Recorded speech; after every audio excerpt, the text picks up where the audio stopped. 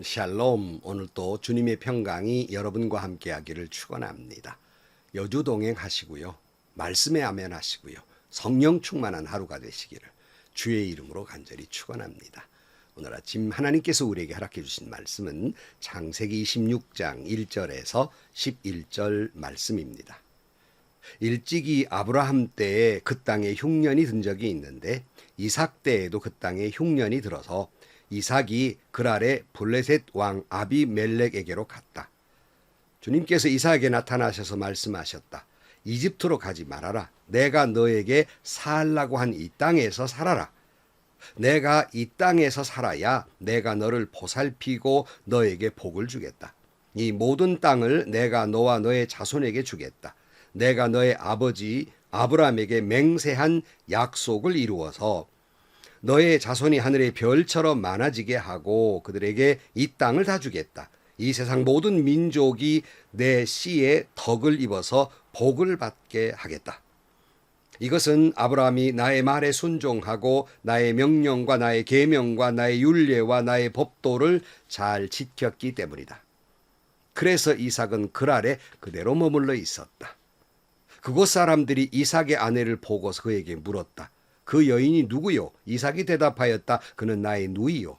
이삭은 그는 나의 아내요 하고 말하기가 무서웠다. 이삭은 리브가가 예쁜 여자이므로 그곳 사람들이 리브가를 빼앗으려고 자기를 죽일지도 모른다고 생각하였기 때문이다.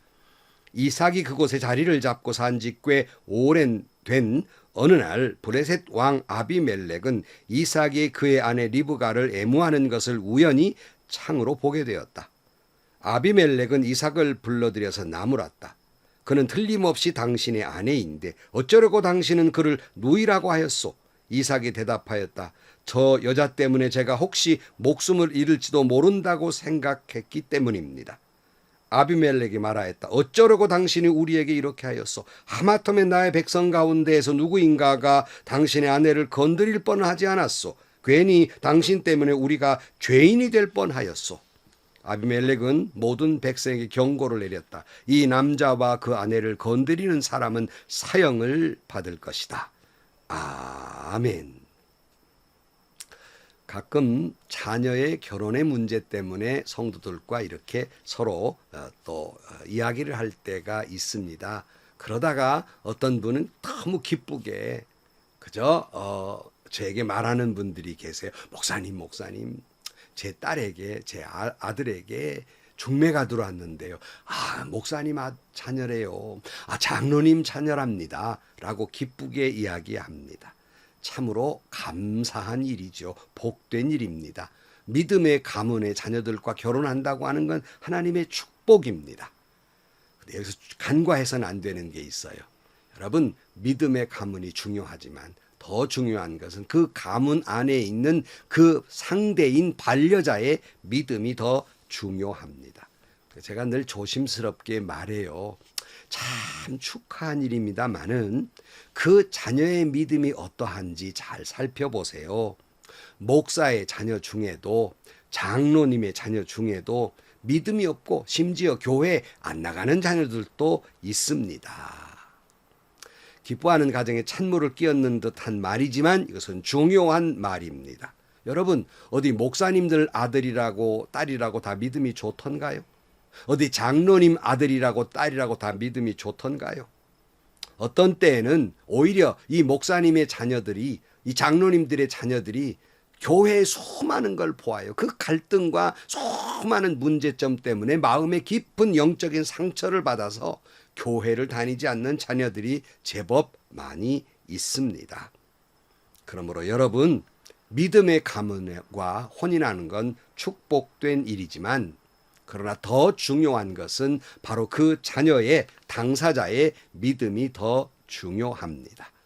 특별히 우리 믿음의 가정, 저도 목사입니다마는 목사의 가정, 장로나 권사나 우리 집사님들의 가정에 자녀의 신앙을 위해 더 기도하셔야 돼요. 여러분이 목사이면 뭐합니까? 장로이면 뭐합니까? 자녀들이 믿지 않는다면 우리는 교인들 앞에서도 부끄럽고 세상 속에서도 부끄럽고 성도들 앞에서도 부끄러운 일이잖아요.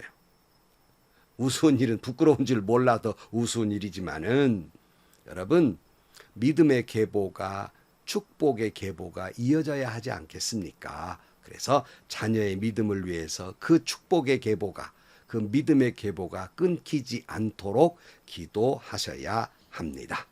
여기 이삭도 믿음의 아버지라고 불리우는 아브라함의 자녀였지만 그의 믿음이 처음부터 그렇게 훌륭한 것은 아니었습니다. 부전자전이라는 말이 있듯이 이삭도 그 아버지 아브라함이 겪었던 많은 갈등과 시행착오를 겪게 됩니다. 자, 1절 말씀. 일찍이 아브라함 때에 그 땅에 흉년이 든 적이 있는데 이삭 때에도 그 땅에 흉년이 들어서 이삭이 그랄에 블레셋 왕 아비멜렉에게로 갔다.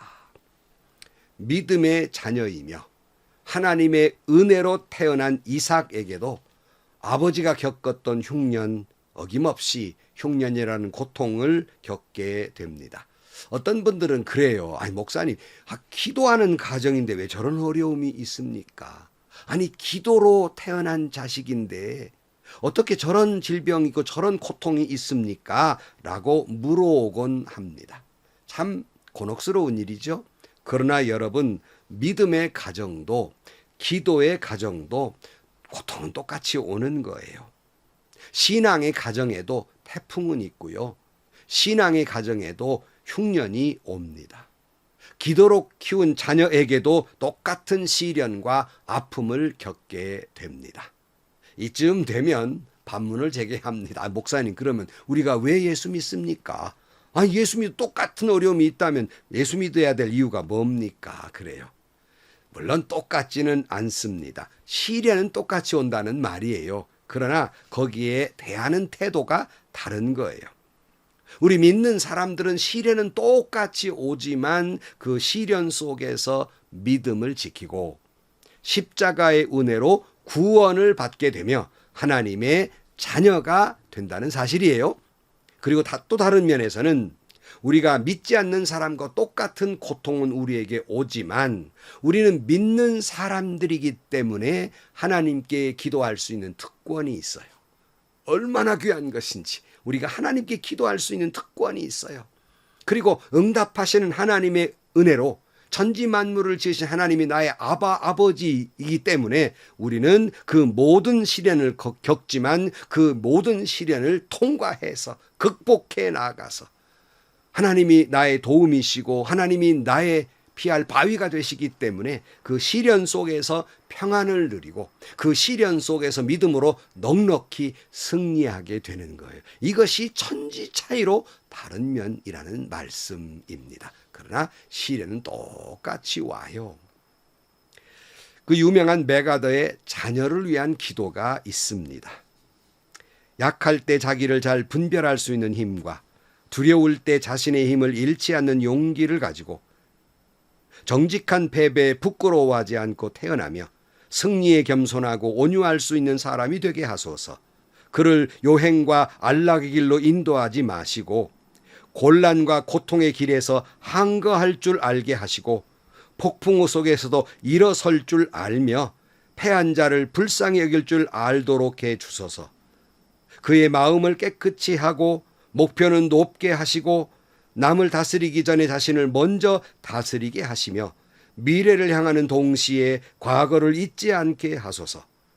제 자녀들에게 유머를 알게 하시어 인생을 엄숙히 살아가면서도 삶을 즐길 줄 아는 마음과 자기 자신을 너무 드러내지 않고 겸손한 마음을 갖게 하소서.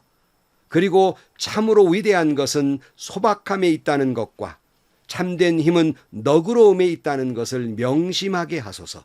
그리하여 그의 아버지인 저는 헛된 인생을 살지 않았노라고 나직히 속삭이게 하소서. 아멘, 아멘. 훌륭한 기도예요. 여러분의 자녀들도 메가더의 그 자녀를 위한 기도처럼 그런 자녀가 되시기를 주의 이름으로 축원합니다. 자, 이삭이 이제 흉년이 들자 어떻게 부전자전이라는 말을 계속하게 되는데요. 똑같이 아버지와 같은 실수를 저질러요. 흉년이 오자 아이 이삭은 흉년이라는 현실 앞에서 믿음이 흔들리게 됩니다. 하나님의 약속보다는 인간적인 술수와 수단을 생각해내요. 그것은 아버지처럼 이집트로 가려 한 거예요.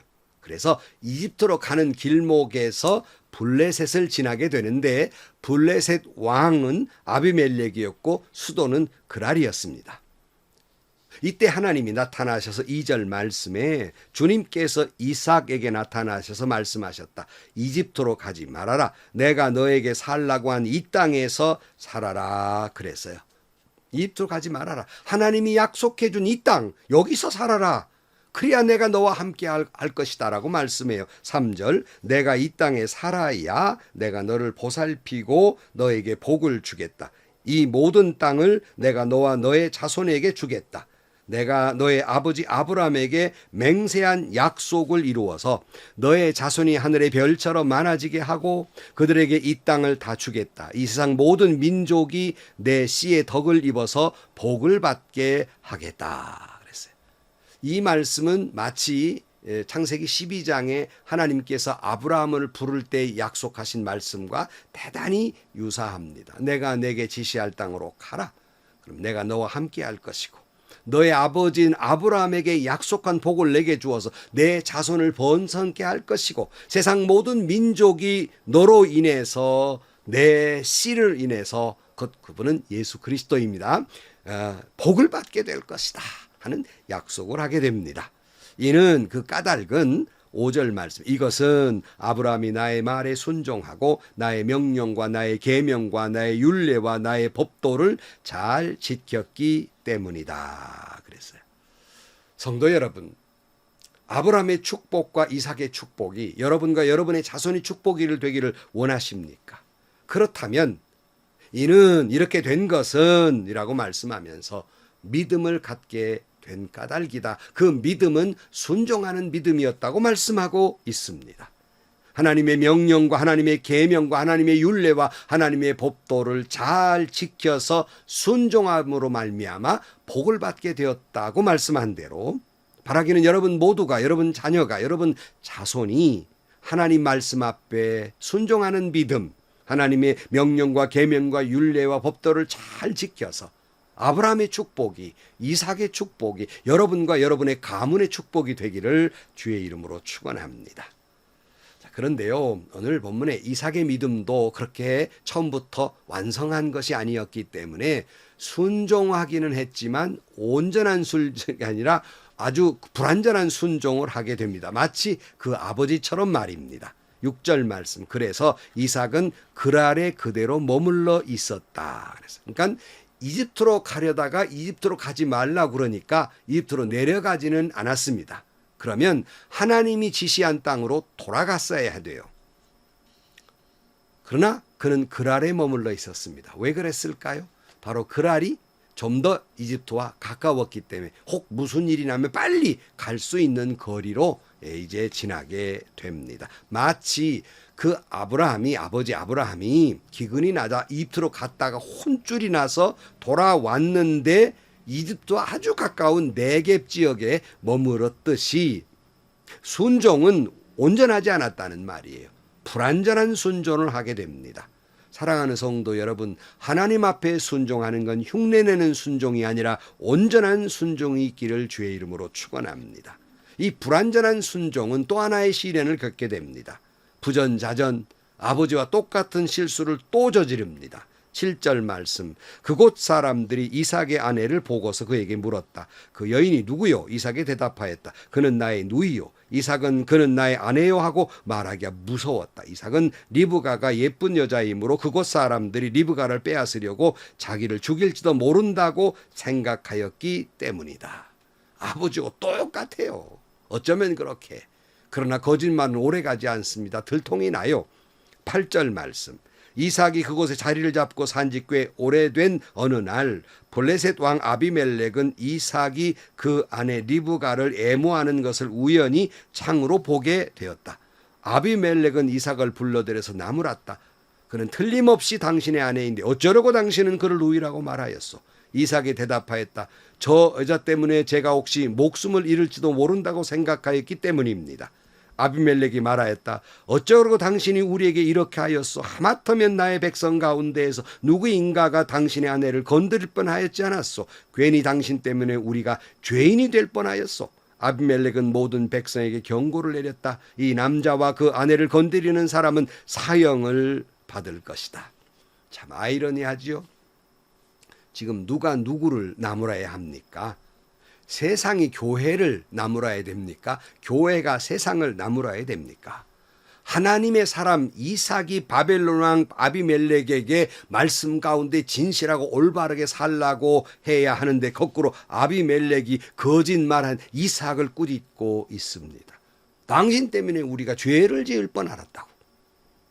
여러분, 오늘날 교회의 거짓말 때문에, 다시 말하면 오늘날 교회가 교회답지 못하기 때문에 세상이 죄를 짓습니다. 세상이 죄를 짓는다는 게 무슨 말이에요? 세상 사람들이 예수를 믿지 않아요. 하나님을 멀리해요. 이건 교회 탓이 큰 거예요. 그리고는 세상이 교회를 꾸짖습니다. 더욱 부끄러운 것은 교회 안에서 문제예요.